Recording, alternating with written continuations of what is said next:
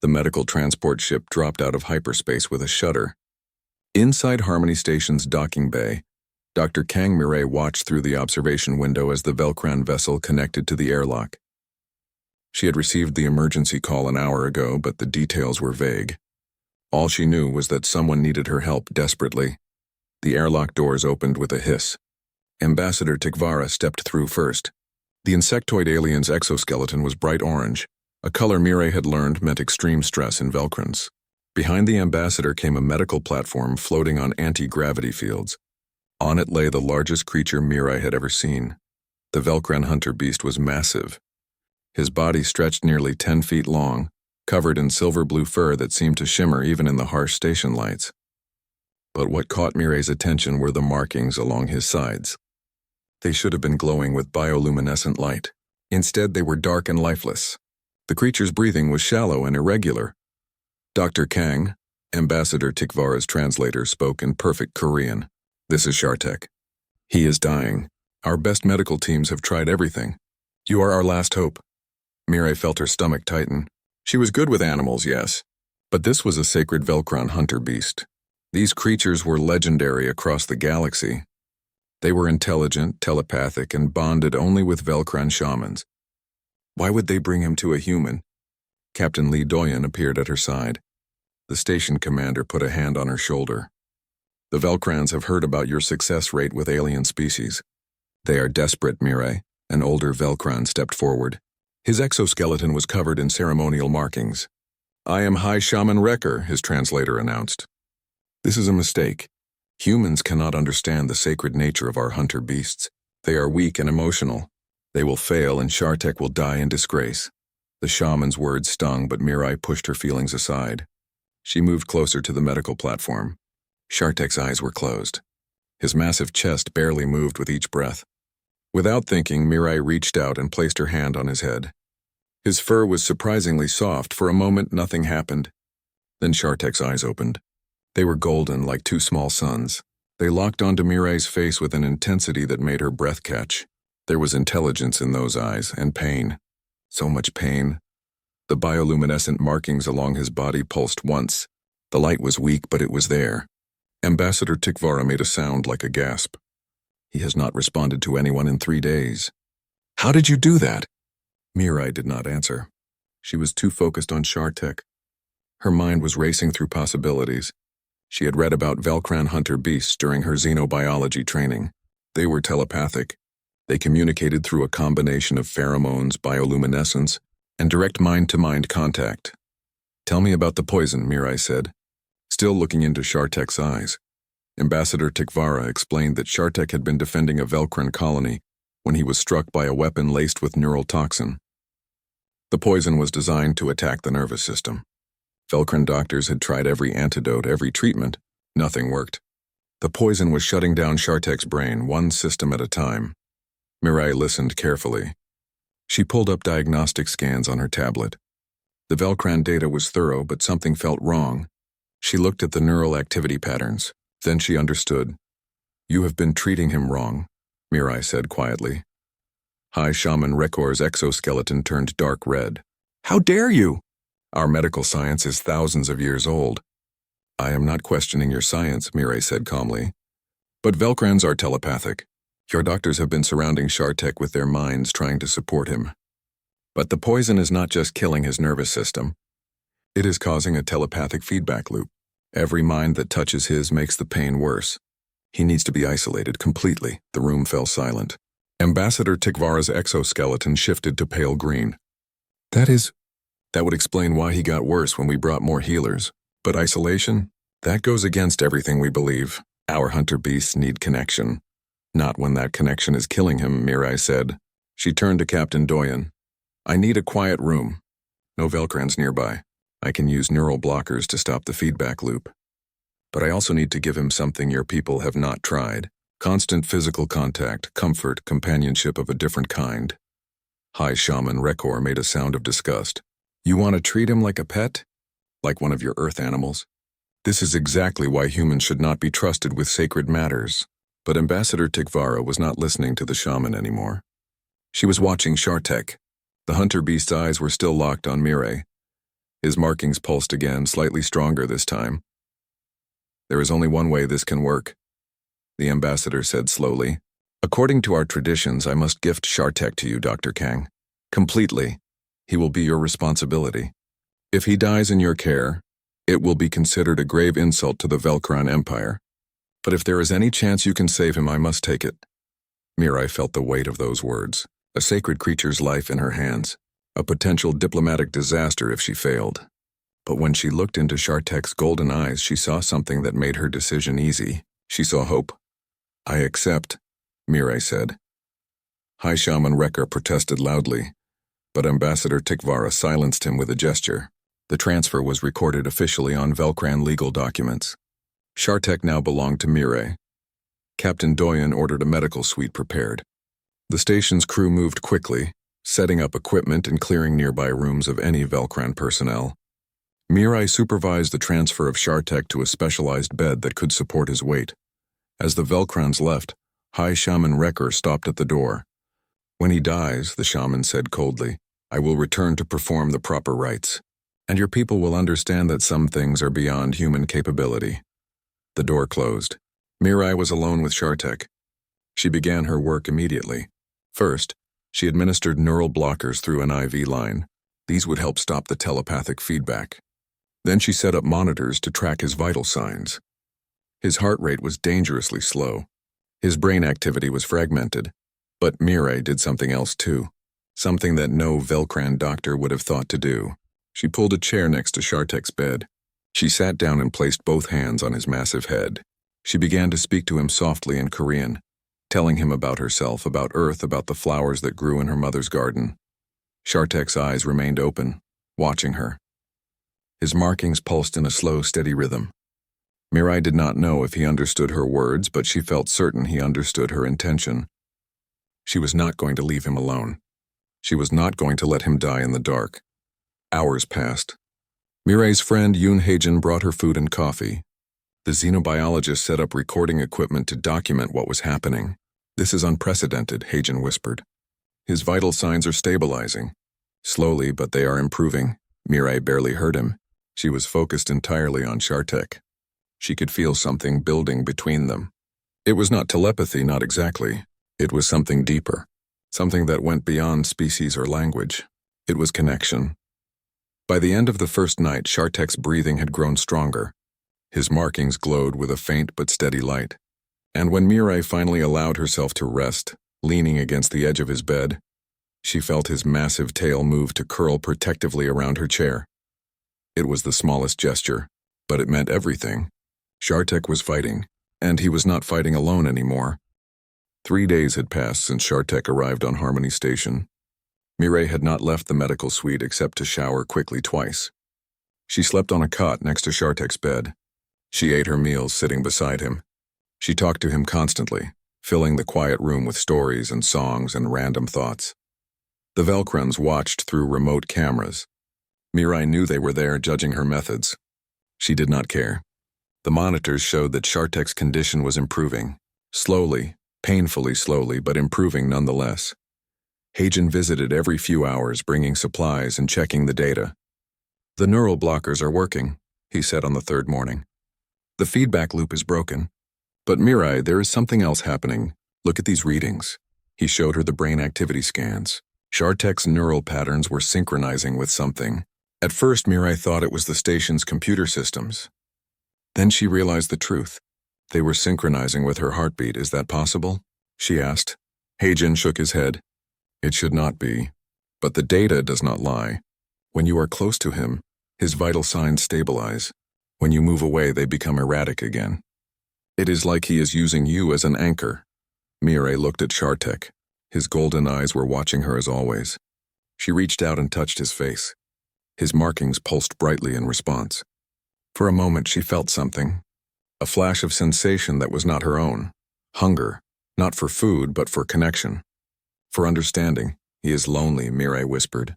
"He has been alone in his pain for so long." That afternoon, Shartek opened his eyes fully for the first time. He lifted his massive head slightly, looking around the room. His gaze settled on Mirai. She smiled at him. "Hello there. Welcome back." Shartek made a sound. It was not a growl or a roar. It was softer, questioning. Mirai laughed. I know. This place is strange, but you are safe here. I promise. The hunter beast lowered his head back onto the bed, but this time he positioned it closer to Mirai's chair, close enough that she could rest her hand on his muzzle. His fur was warm under her palm. She felt his breath steady and strong. That night everything changed. Mirai was dozing in her chair when alarm screamed through the medical suite. Shartek was convulsing. His body thrashed on the bed. The monitor showed his brain activity spiking dangerously. The poison was making its final attack on his nervous system. Mirai did not panic. She had been preparing for this. She grabbed the experimental neural link device that Hagen had prepared. It was designed for emergency situations, allowing direct connection between two nervous systems. It had never been tested between different species. Shartek, listen to me, Mirai said urgently, placing the device on her temple and pressing the other end against his head. You are not alone. Hold on to me. Fight with me. She activated the device. Pain exploded through her skull. Suddenly, she was inside Shartek's mind, feeling what he felt. The poison was like fire, burning through neural pathways. The pain was overwhelming. Mirai wanted to scream, to tear the device away, but she did not. Instead, she pushed back. She imagined her own neural stability flowing into Shartek. She thought of calm waters, of gentle breezes, of her mother's garden on Earth. She projected these feelings with all her strength. Shartek's consciousness grabbed onto hers like a drowning person grabs a lifeline. For a moment, they were completely connected. Mirai saw flashes of his memories. She saw battles fought with honor. She saw Velcran civilians he had protected. She saw the moment the poison struck him, and his desperate determination to survive long enough to save others. She also felt his fear, not of death but of dying alone, of fading away without meaning or connection. And she felt his surprise at finding that connection with her, a human. A species he had been taught to dismiss as weak. The seizure lasted 5 minutes. When it ended, both Mirai and Shartek collapsed. The neural link device fell away, spent. Mirai's last thought before darkness took her was that she had either saved him or died with him. She woke to warmth. Something large and soft was pressed against her back. It took Mirai a moment to remember where she was. Then she realized she had fallen next to the medical bed, and Shartek had moved to lie beside her, his massive body curled protectively around her much smaller form. Shartek? She whispered. The hunter beast made a low rumbling sound. It vibrated through his chest and into Mirai's back. It was almost like a cat's purr, but deeper, more powerful. His markings glowed bright blue in the dim room. Mirai sat up carefully. Shartek watched her with those golden eyes. But now there was something different in his gaze. Recognition. True recognition. He saw her. He knew her. Not just as a doctor or a caretaker, but as the person who had walked into his pain and pulled him back to life. She reached out slowly and placed her hand on his muzzle. You moved by yourself. You are getting stronger. Shartek pushed his head into her hand. The gesture was unmistakable. It was affection, trust. Mirai felt tears sting her eyes. We did it, she whispered. We actually did it. Hagen found them like that an hour later. He stopped in the doorway, stunned. Mirai, his vitals, they are almost normal.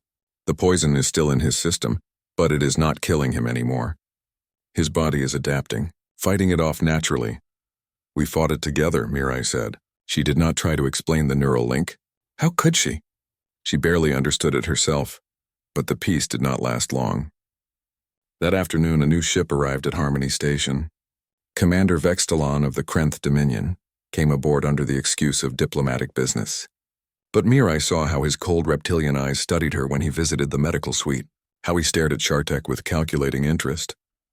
Fascinating, Vextalon said, his translator making his voice sound oily and false, a human and a Velcran hunter beast. The galaxy will be very interested in how this experiment turns out. After he left, Captain Doyen increased security around the medical suite. I do not trust him, the captain said quietly. The Krenth have been looking for any advantage they can find. A human-alien bond like this could be seen as a weapon. Mirai understood the implications. She was no longer just saving a life. She and Shartek had become something that powerful forces might want to control or destroy. That night, she lay on her cot, unable to sleep. Shartek was resting peacefully now, his breathing deep and even. But Mirai's mind raced with worry. What had she created? What would happen when Shartek was fully healed? As if sensing her distress, Shartek opened one eye. In the darkness, his golden gaze found hers. And for just a moment, Mirai felt something. A warmth in her mind that was not her own. A feeling of reassurance, of loyalty, of promise. The bond between them was growing stronger, and whatever challenges lay ahead, they would face them together. 2 weeks had changed everything. Shartek could walk now, though he still tired easily. He could eat solid food again. His bioluminescent markings glowed with vibrant blue light, pulsing in complex patterns that Mirai was beginning to understand meant different things. Happiness, curiosity, affection. But the most remarkable change was the bond. It had grown from simple connection to something that defied explanation. Mirai could sense Shartek's emotions as if they were her own. Sometimes she knew what he wanted before he moved to do it, and Shartek seemed to understand her in ways that went beyond language or gesture. Heijin was documenting everything with scientific fascination. "This has never happened before," he said for the 100th time. "Humans have never formed telepathic bonds with any species, and Velcran hunter beasts only bond with their own kind. You two are writing new rules." The news had spread throughout the station and beyond. Diplomatic channels were buzzing with the story. Some aliens were fascinated. Others were skeptical. And some, like the Velcrans, were deeply troubled by the theological implications. High Shaman Rekor returned to Harmony Station. He came to the medical suite without announcement, his exoskeleton dark with displeasure. Mirai and Shartek were in the observation room looking out at the stars. Shartek's head rested on Mirai's lap as she stroked his fur. "I have come to see this supposed miracle," Rekor said coldly. Mirai stood slowly. Shartek rose with her, moving to stand between her and the shaman. His body language was protective but not aggressive. "You can see that Shartek is recovering well," Mirai said calmly. "I see a sacred hunter beast reduced to behaving like a domestic pet," Rekor replied. "This is not recovery. This is corruption." Before Mirai could respond, something extraordinary happened. Shartek's markings began to glow in a specific pattern. It was a pattern that Velcrans used for formal communication. And through their bond, Mirai understood what he was saying. "He says you are wrong," Mirai translated softly. "He says he has not been corrupted. He has been saved. And in being saved, he has found something your people lost long ago. True partnership. Not master and servant, not shaman and tool, but equals who choose to stand together." Rekor's exoskeleton went completely pale. "You understand his light speech?" "That is impossible. Only Velcran shamans can interpret the sacred patterns." "I do not interpret them," Mirai said. "I feel them. The same way Shartek feels my emotions." "We are connected," the shaman demanded proof. He wanted to test the bond, to see if it was real or some kind of trick. Ambassador Tikvara arrived shortly after, having heard about the confrontation. She proposed a formal test that even Commander Vextalon could not dispute. The test was simple but cruel. Shartek would be placed in the station's cargo bay. On one side would be Velcran handlers with traditional foods and familiar scents from his homeworld. On the other side would be Mirai, alone and empty-handed. Shartek would choose freely. Mirai agreed, though the idea made her stomach hurt. What if Shartek chose his own kind? What if the bond was not as strong as she thought? She tried to hide her fear, but of course Shartek sensed it. He pressed his muzzle against her shoulder in reassurance. The cargo bay was large and cold. Spotlights created 2 distinct areas. On the left, 5 Velcran beast handlers stood with cages of food and containers of pheromones designed to attract hunter beasts. They called to Shartek in their clicking language, promising comfort and home. On the right, Mirai stood alone. She did not call out. She did not promise anything. She just waited, her heart pounding. Shartek was released in the center of the bay. He looked left toward the Velcrans, then right toward Mirai. For a long moment he did not move. Everyone watched in silence, then Shartek walked. Not hesitantly, but with purpose. He crossed the bay and went directly to Mirai. He did not stop until he reached her. Then he sat down and placed his massive head in her arms, nearly knocking her over with the weight. Mirai wrapped her arms around him, tears streaming down her face. "I knew," she whispered. "I knew you would choose me. Because I chose you." Through their bond, she felt Shartek's response. It was not words. It was pure emotion, loyalty, love, home. She was his home now. Not a place or a planet, but a person. Even High Shaman Rekor could not deny what he had witnessed. His exoskeleton shifted through colors that Mirai had learned meant internal conflict. Finally, he spoke. This should not be possible. But I cannot deny what my eyes have seen. You have formed a sacred bond with Shartek. By our most ancient laws, this makes you a shaman, a human shaman. The implications of those words rippled through the watching crowd. Commander Vextalon, who had been observing with his cold eyes, smiled in a way that made Mirai's skin crawl. She knew he was already planning how to use this situation to his advantage. But something else was happening too. The bond was still growing. Over the next few days, Mirai began to experience things that should have been impossible. She would know when someone was approaching before she heard their footsteps. She could sense danger seconds before it manifested. These were hunter instincts bleeding through from Shartek, and Shartek was changing too. He started showing interest in the station's technology. He would watch Mirai work on computers with intense focus. Once, when she was struggling with a complex calculation, Shartek placed his paw on the screen. Through their bond, he showed her the pattern she was missing. Somehow he understood concepts that should have been beyond any animal. Hagen was both thrilled and terrified by the data he was collecting. You are not just bonded, he explained to Mirai one evening. You are merging, creating a new kind of consciousness, part human, part Velcran hunter. What you are becoming has never existed before. Mirai did not find this frightening. It felt natural, like she had been incomplete before and was finally becoming whole. But she knew others would see it differently. She knew there would be those who wanted to study them, control them, use them. The danger came sooner than expected. Hyojin discovered encrypted communications between Commander Vextalon and his home government. The Krenth Dominion was planning something. They saw the bond as a potential military asset. If they could create soldiers who shared consciousness with powerful beasts, they would have an unstoppable army. Captain Doyen called an emergency meeting.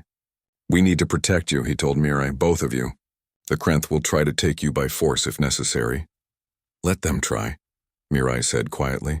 Through their bond, she felt Shartek's agreement. He would not let anyone harm her, and she would not let anyone use them as weapons. That night, Mirai could not sleep. She lay on her cot while Shartek rested on the floor beside her. What have we become? She whispered into the darkness. Through their bond, Shartek sent her images. She saw two stars orbiting each other, distinct but inseparable. She saw two rivers meeting to become one stronger flow. She saw a future where others like them might exist, where humans and aliens could connect in ways that transcended words or species. They had not just survived. They had created something new, something that could change the galaxy. But first, they would have to fight to protect it. The attack came in the middle of station night. Mirai was dreaming when she suddenly woke, her heart racing. Through the bond, she felt Shartek's alarm. Danger. Close. Coming fast. She rolled off her cot just as the door to her quarters exploded inward. 4 figures in black combat suits rushed in, weapons raised. But Mirai and Shartek were already moving. The bond let them act as one. Mirai dove behind her desk while Shartek launched himself at the intruders. A Velcran hunter beast in full health was a terrifying sight. Shartek moved like liquid lightning, his 600 pounds of muscle driving the first attacker into the wall hard enough to crack the metal. The others tried to use stun weapons, but Shartek was too fast.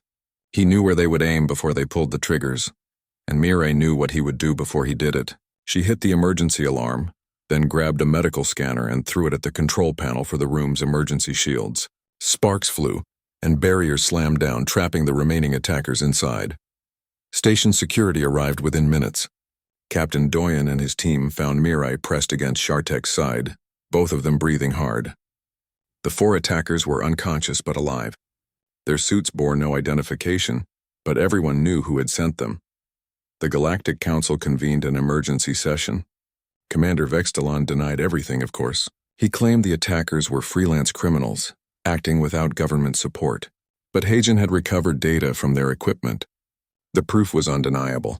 The Krenth Dominion had tried to kidnap Mirai and Shartek. The political fallout was immediate and severe.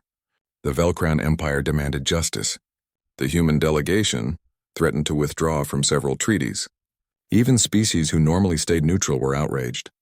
Attempting to kidnap a bonded pair was considered one of the worst crimes in galactic law, but the damage was done. Mirai and Shartek were now targets.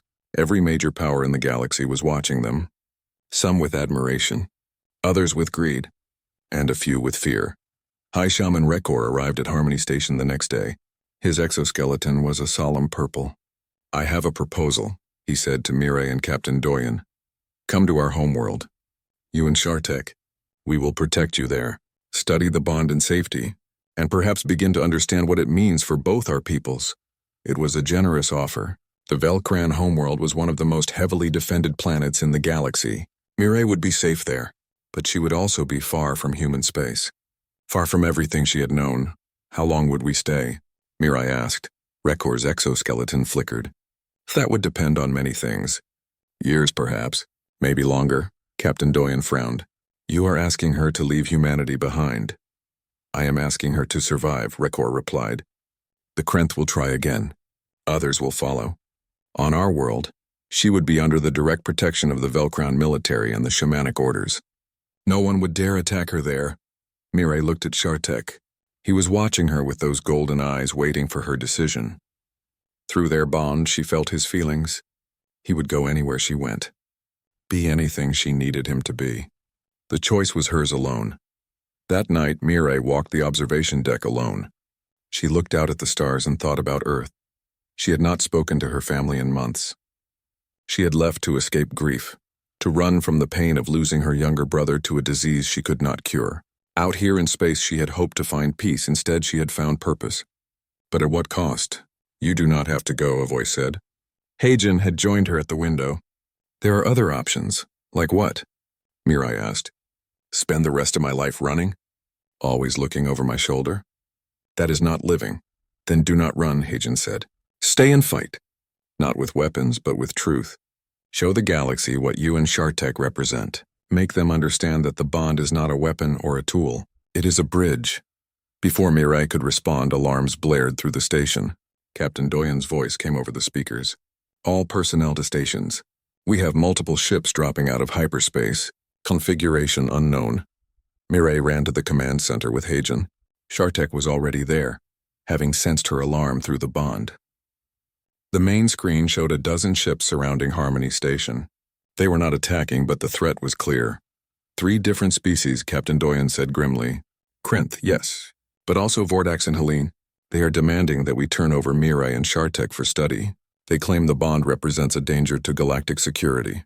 They want to dissect us," Mireille said quietly. "Study how the bond works so they can replicate it. Create weapons out of it." Through the bond, she felt Shartek's rage. His markings blazed with angry red light. He wanted to fight, to protect her. But they were surrounded by warships. Fighting was suicide. Then a new ship appeared on the sensors, massive and elegant, with the ceremonial markings of the Velcran Empire. Ambassador Tikvara's voice came through the communication system. "This is Ambassador Tikvara of the Velcran Diplomatic Corps. I am authorized to inform all vessels that Mireille Kang and the hunter beast Shartek are under the direct protection of the Velcran Empire. Any attempt to harm or capture them will be considered an act of war." The tension was electric. The surrounding ships did not move. No one wanted to start a war with the Velcrans, but no one wanted to back down either. That was when Shartek did something no one expected. He moved to the communication console. His paw touched the screen and suddenly his voice filled the command center. Not his physical voice, but something transmitted through the technology itself, shaped by his will and Mireille's understanding. "I am Shartek. I speak for myself and for Mireille. We are not weapons. We are not tools. We are proof that different species can connect in ways deeper than politics or war. We choose to stay together. We choose to share what we have learned. But we will do so freely, not as prisoners or subjects. Any who try to force us will find that we are not as helpless as you believe." The words hung in the silence. Then Captain Doyen stepped forward. "I have another proposal. Harmony Station becomes a research institute, a place where willing participants from any species can come to study interspecies bonding, not as weapons development, but as a path to understanding. Mireille and Shartek will lead this institute, under protection from multiple governments, including Velcran Human and any others who wish to support this work." Ambassador Tikvara was the first to agree. "The Velcran Empire supports this proposal. We will provide funding and protection." One by one, other species added their support. Even some of the ships that had come to threaten them agreed to participate. The Krenth alone remained silent. their warships eventually retreating without comment. Later, after the crisis had passed, Mireille found herself alone with Shartek in their quarters. She sat on the floor and he lay beside her, his massive head in her lap. "We did it," she whispered. "We turned a threat into an opportunity." Through the bond, Shartek sent her a feeling of pride. And something else. A vision of the future. She saw Harmony Station transformed. She saw humans and aliens working together, forming bonds, building bridges. She saw herself and Shartek at the center of it all, proving every day that connection was stronger than fear. "Is this what you want?" Mireille asked. "To spend your life teaching others?" Shartek's response was immediate. Images flooded through the bond. A life of battle and solitude, which was what he had known before, versus a life of purpose and connection, which was what he had now. The choice was obvious. Mireille smiled through her tears. "All right then. Let us change the galaxy. Together." In the darkness of their quarters, Shartek's markings pulsed with gentle blue light, and Mireille felt for the first time since her brother died that she was exactly where she was meant to be. 6 months had passed since Harmony Station transformed into the Interspecies Bond Research Institute. The station had changed beyond recognition.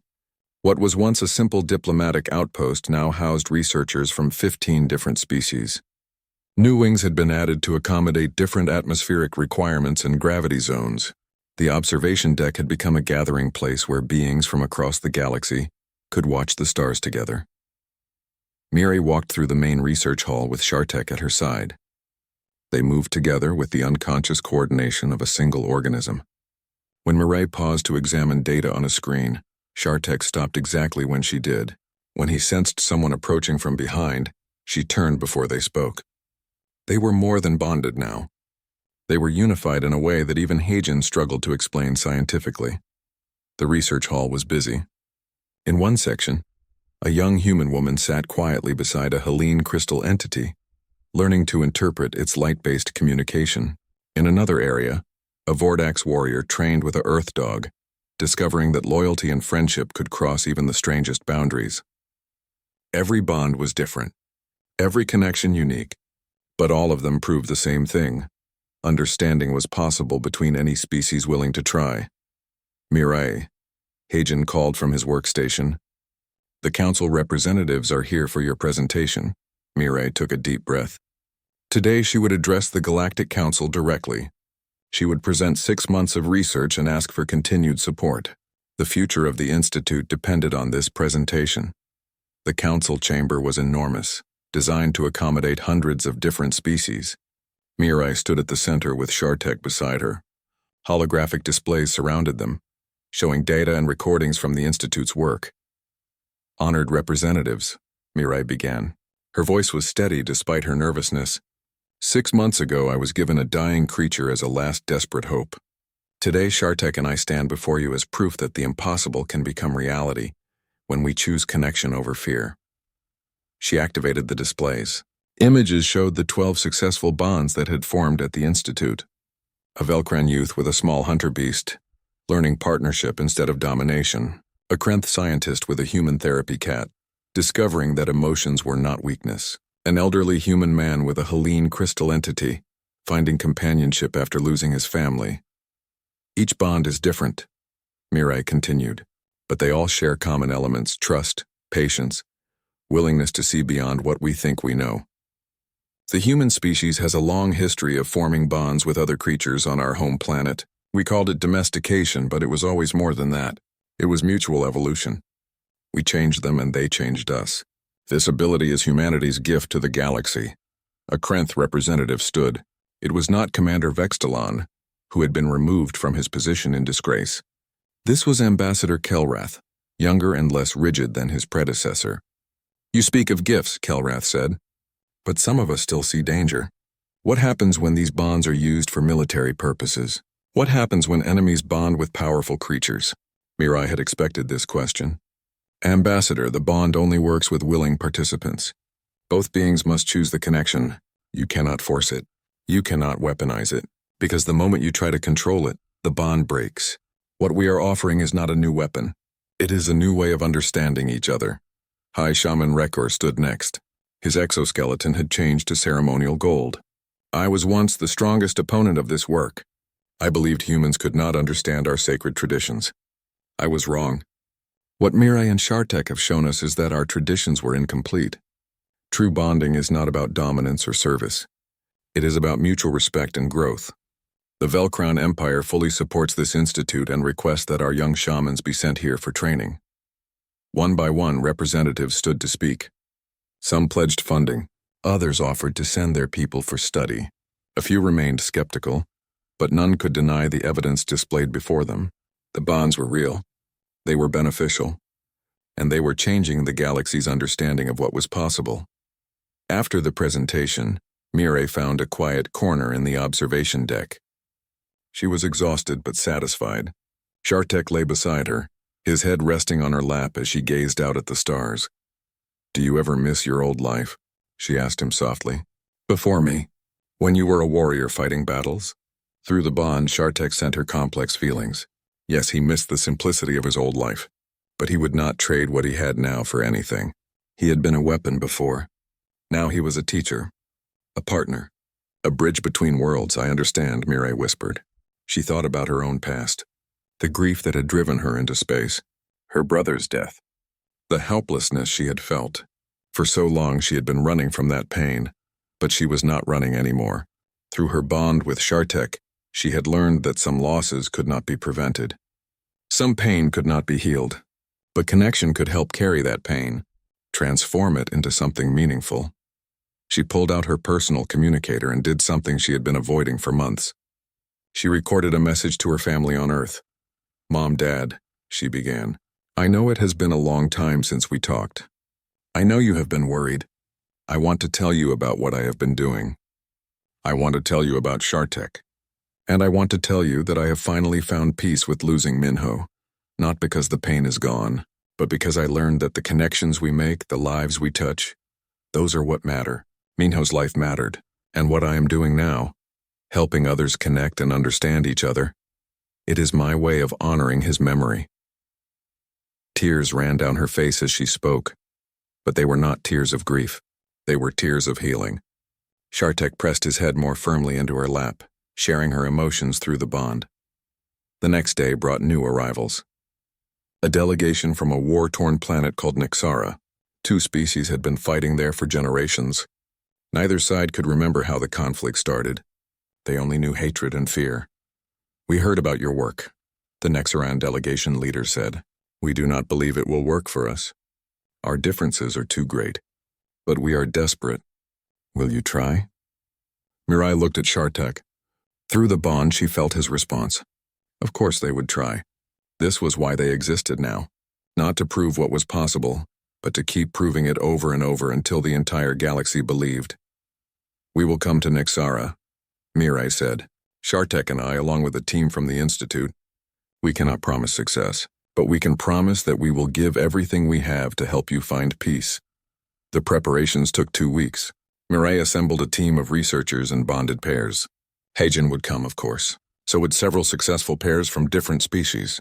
They would travel to Nixara and attempt something that had never been done before. Use interspecies bonding as a tool for peace between warring peoples. The night before departure, Captain Doyen hosted a dinner for the team. He raised a glass and toast. "You started as a veterinarian trying to save one life. Now you are trying to save entire civilizations. I am proud to have witnessed your journey," Mirai smiled. "I could not have done any of this without all of you. Without your belief when belief seemed crazy." Later in her quarters, Mirai packed the few belongings she would take. She found an old photograph of her brother. She held it for a long moment, then carefully placed it in her bag. "He would have loved this," she said to Shartek.